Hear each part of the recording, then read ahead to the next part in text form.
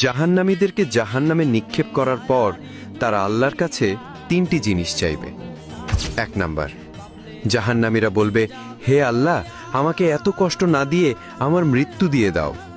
তখন আল্লাহ তাআলা বলবেন, হে বান্দা, জাহান্নামে কোনো মৃত্যু নেই।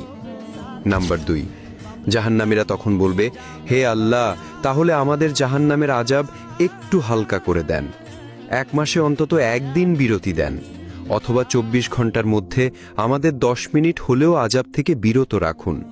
হে আমাদের রব, আমরা আর পারছি না জাহান্নামের কষ্ট সহ্য করতে।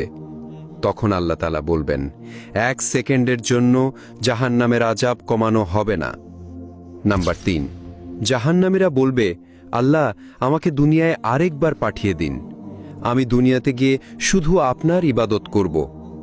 তখন আল্লাহ বলবেন, দুনিয়াতে আর ফেরত দেওয়া হবে না, আমি তোদের হায়াত দিয়েছিলাম কিন্তু তোরা আমল করিসনি, সুতরাং তোরা চিরকাল জাহান্নামে পড়ে থাক।